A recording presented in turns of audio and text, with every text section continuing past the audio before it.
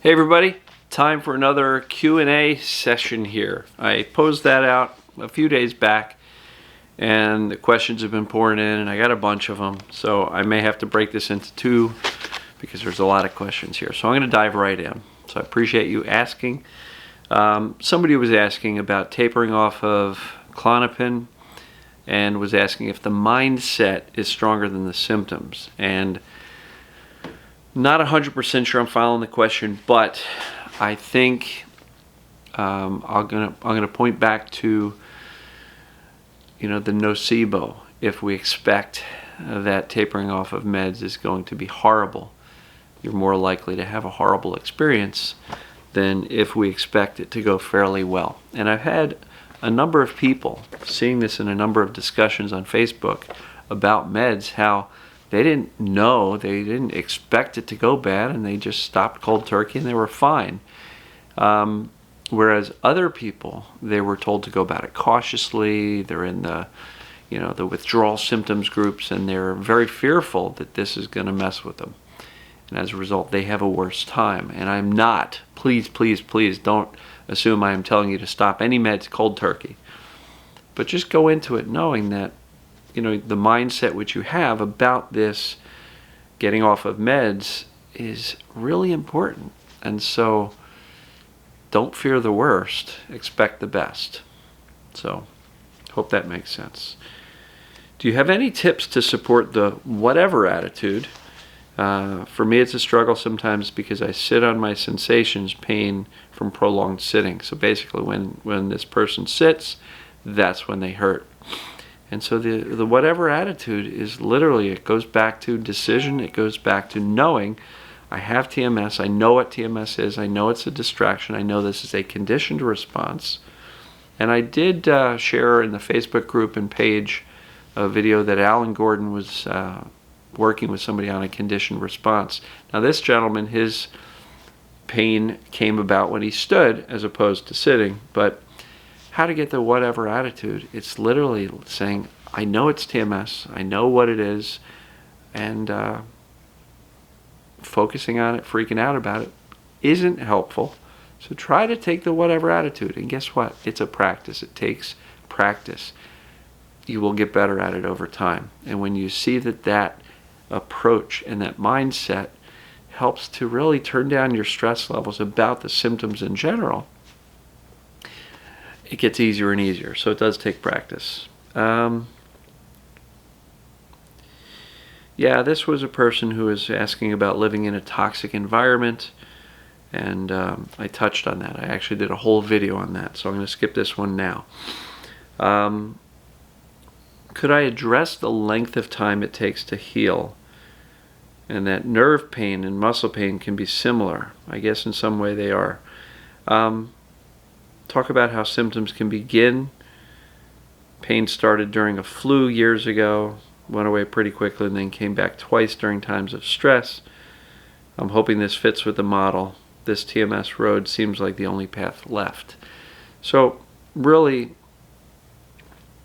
symptoms happen because the brain is trying to protect you from this overwhelming stress and these negative emotions, which it believes are unacceptable, dangerous, scary, don't fit with your self-image. Look, nerve pain, muscle pain, they're all coming through the nervous system. One just kind of feels like it's in the muscle, the other one kind of feels more nervy. It's all TMS. Symptoms show up in all sorts of ways. Nerve type pain, sciatica. This thing they call sciatica is really just TMS in the nerve down the leg, right? It's no different from generic back pain, muscle spasms. Doesn't matter. It's all TMS. So how do they come on? They can come on at once and seem like an injury. Oh, I bent over. Oh, pulled my back out. Or they can come on gradually. Wake up feeling a little stiff, and 3 days later you can barely move. Yes, it does fit the model. So it's TMS. Proceed accordingly. Let's see here. Just want to make sure I get the gist of this. Yeah, the length of time healing. Okay, that was part of that last one. basically, it depends, right? Everybody's experience leading into the TMS symptoms is different. Everybody's experience with the symptoms is different. Everybody's fear levels about the symptoms are different. Everybody's emotional history is different. Everybody proceeds with the emotional discovery differently. Some have more resistance than others. Some have deeper experiences emotionally than others. Some can embrace this mindset of whatever, I'm good. TMS, it's absolutely the case. I don't have to care anymore. This is great. What a relief. So the time of the healing time is going to be different for everybody. And my suggestion is don't compare. Don't compare how long it's taking you to other people. Oh, somebody got better in 2 months. I've been doing this 6 months. I'm doing something wrong and this sucks. And maybe this isn't going to work for me. That's not going to help you get better, right? And when I say take the mindset of whatever, like don't care whether or not you hurt, that also means you don't care how long it takes. So just the fact that you were asking, how long is it going to take to heal? I'm really impatient. I want to put it on my calendar and say, Dan told me 60 days, so put it on the calendar, and if 60 days comes and goes, I did something wrong because I'm on day 63 and it's not better yet. That's completely opposite of the mindset of whatever, I don't care. I'm going to live my life anyway. So, let's see here.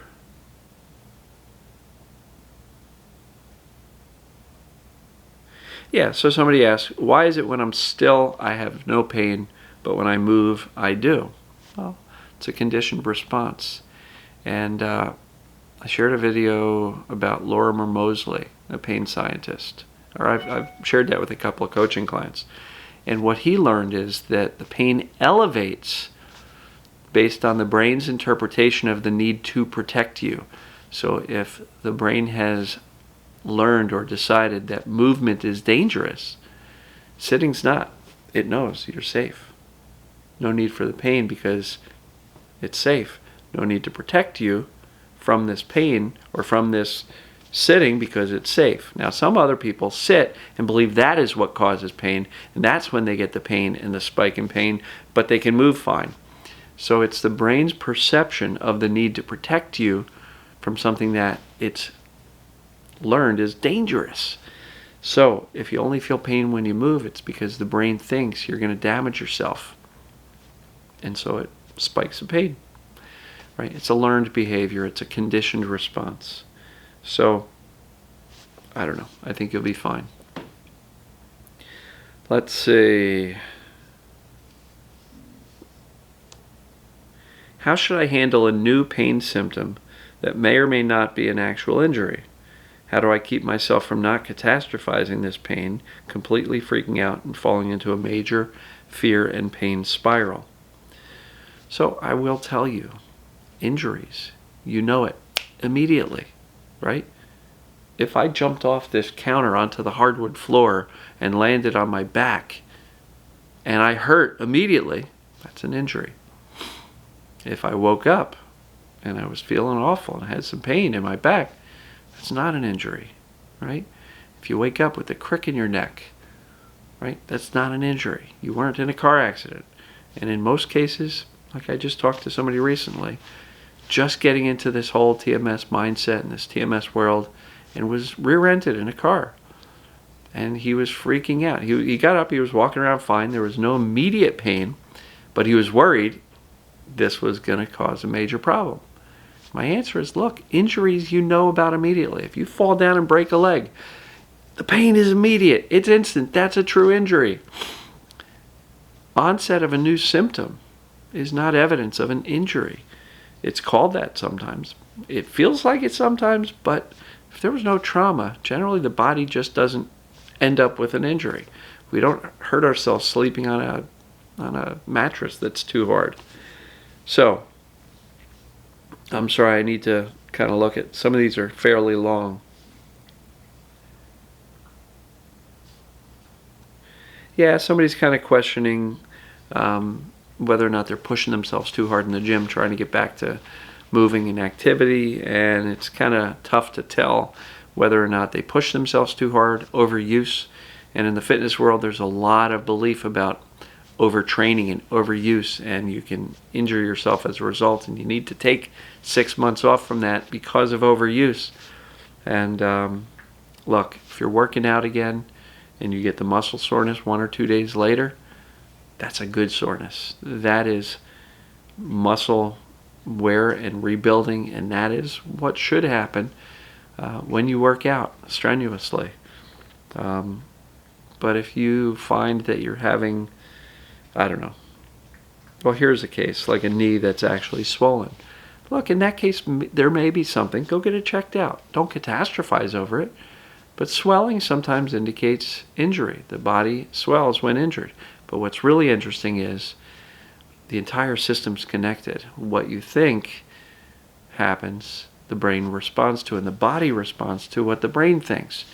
So is it possible that if you're feeling pain and you conclude, I injured myself, that the brain responds with, oh, there's an injury there, let me get some inflammation there, because that inflammation typically happens in the case of a true traumatic injury as a protective mechanism of the immune system. So the presence of swelling doesn't necessarily mean it's not TMS. It could just mean that the fear-based reaction to the pain created this whole cycle of changes in the body that fired up the immune system to go, hey, go inflame that area so we take care of it and heal it. All right. Somebody asked, I know I can't move forward with getting out of TMS and the rumination cycle unless I truly believe there's nothing physically wrong with me. I know you usually say to get something checked out by a doctor first to rule out anything physical, but I'm also afraid that seeing a doctor about it will open up a whole nother can of worms if they suggest doing imaging or they plant the seed that there is something wrong.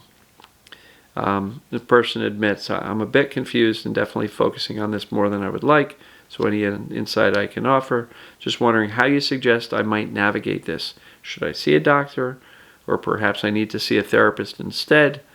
And good legitimate question. Belief does matter. Belief that you have TMS really matters. Acceptance that TMS is causing your symptoms matters a great deal. And so if you can't get there, go back and redo the assessment. You get a new symptom, go back and do the assessments. I just talked about that the other day. And if you go to the Pain For You group, look for the announcement, the very first one. It says, unsure if you have TMS. There's a whole series of things that you can do to determine it. Look, I don't tell people to go to the doctor and rule out the physical, because invariably the doctor is going to say, oh, look, there's a bulge here, there's a herniation there, there's something there, and they're going to find the physical. I agree with Dr. Schubner. He says, let's rule out the life-threatening, the intractable things, the disease process, cancers, strokes, heart attacks, intractable things like infections that absolutely do require medical attention. But once you've ruled out the life-threatening, we rule in TMS. So, if you rule out the life-threatening, then it's time to rule in TMS. And if your elbow hurts, not really a life-threatening thing, usually. So, I would say try not to worry about it as much. If the symptoms are creating a lot of fear because it seems life-threatening, then yeah, go to the doctor, get it checked out. Hey doc, I'm feeling this, I want to make sure it's nothing life-threatening. And if they say, no, that's not life-threatening, you got it, good, and out you go. It can be that matter-of-factly. So, are seasonal wellness imbalances a symptom imperative? Meaning, I often get run down with upper respiratory infections or catch a cold easily during the chilly, damp months of the year. Anyway, is that another way that TMS can present in the body? Yes, it's all relative. Seasonal affectiveness disorder, SAD they call it, is a real thing. Some of it is the lack of daylight, the lack of sunlight, the lack of being able to go outside, especially if you're in cold climates. These are real things. Does it mean you're more prone to respiratory infections? Well, it depends. If not getting outside and you're stressing out and you're living under indoor lights and you're more emotional because you can't get out and enjoy the nature, your immune system might be slightly suppressed. That could be it. Sometimes I will say that how there's like this flu season. It's like, oh yeah, every time in the winter it's flu season. It's not that the germs are any more prevalent during those times, but we also have a gluttony season, right? At least here in the U.S. it starts with Thanksgiving. No, with Halloween, all the candy, then Thanksgiving, and then the Christmas or Jewish holidays, and food, desserts, candy, food, New Year's, more food and alcohol and everything else. And so all of this gluttony has an impact on our immune systems. So that may play a part of it as well. The answer is an immune system is not going to work optimally when you are under more emotional distress, and sometimes the amount of daylight can impact that. But also just think and keep in mind, if you're overly gluttonous around those holidays, one after another, Halloween, Thanksgiving, Christmas, New Year's, boom, 4 in a row, and then you get sick with the flu. It's not the flu season, folks, it's the gluttony season. Anyway, somebody asked if Asperger's and autism relate in any way to TMS. I don't believe so. I think those have an entirely different animal. Another whole reason for happening. Don't want to get into that. Here somebody was saying, growing up I've had, many, level 7 traumas. On a scale of 1 to 10, I've had many traumas that I would rate a level 7 out of 10. And over his last 49 years, and I've come out the other side and lived a normal life. And now why is it at this time, after a 2 out of 10 bad experience, he's left with TMS? So a lot of that depends, It could be an accumulation of negative emotions. It could be just, a lifetime of repression finally caught up with you. It could be that these emotions, and it's not the trauma per se that creates TMS. It's not a trauma. It could be, 1,000 little things that aggravate us and anger us. And right, every little bit of anger that we don't deal with, that we repress, we resist, we push away, tends to accumulate. And Sarno called that the reservoir of rage. And there's rage all around us. And it doesn't have to be one big trauma to create TMS. Sometimes it is just that straw that broke the camel's back, that old phrase, and just the accumulation. And sometimes it's seemingly an insignificant thing that can trigger these symptoms. So I wouldn't overanalyze it too much. So somebody's asking about vestibular migraines. It's not chronic pain so much as a continuous inner whirling and vertigo and nausea, flu-like symptoms that drive me mad. They're so insistent, relentless. It's hard to find ways of training my brain to have a fun, joy escape idea.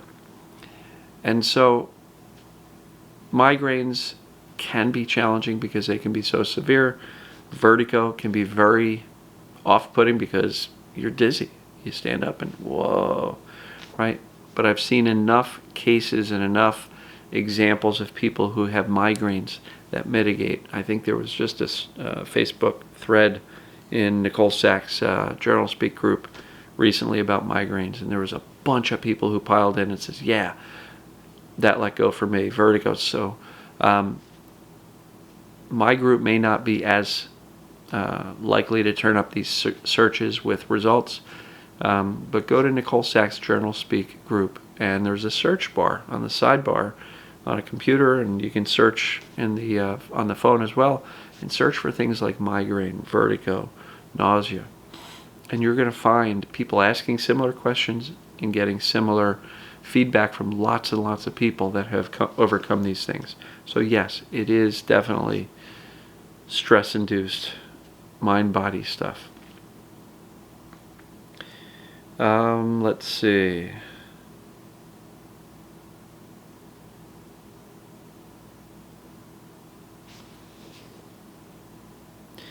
Yeah, here's somebody who was asking about a knee injury, and I asked how that knee injury happened. They said tendonitis, probably from kneeling, because I have back pain that hurts to sit.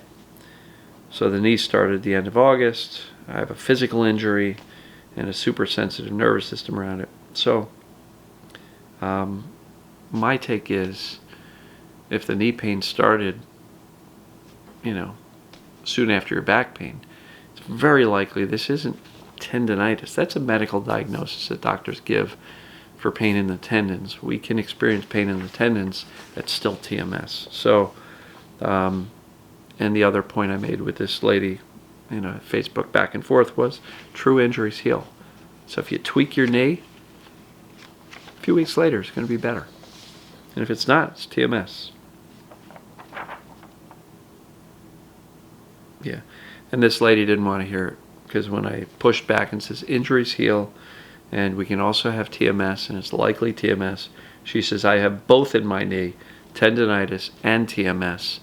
And so she's really hanging on to the injury aspect of this. And tendonitis, again, is just a diagnosis, a label. So much tendonitis goes away with the TMS approach. It's TMS, folks. So,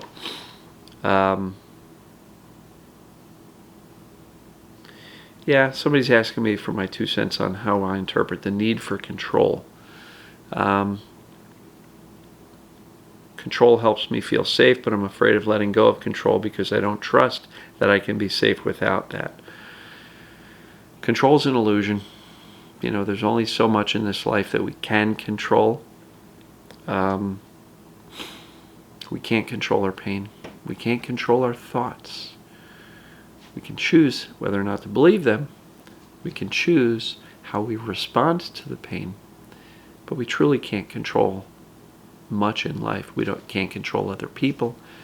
I'm not sure what she says she needs to hold on to the ability to control, because she doesn't feel safe without this need to control. But I'll challenge you to say, how much control is there truly?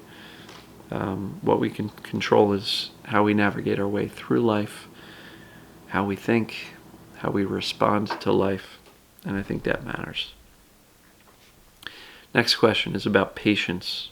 Can I share my thoughts on patience? Well, if it's patience with regard to getting better, it's simply a matter of knowing that if you stick with this process and you keep focused on doing the emotional discovery and getting the mindset dialed in and soothing yourself and getting out of the stress response, you're going to heal. And so if that's what you mean by patience, just know that you're on the right track and just stick with it. You will figure it out eventually. It will happen when you least expect it, and sometimes healing happens when we stop trying so hard. There's a bit of surrender here. So I'm going to pause the video and I'm going to do a episode 2, because I've got another few pages here and this video is going on about 24 minutes. So stay tuned for part 2. Thanks for watching, and we'll talk to you soon.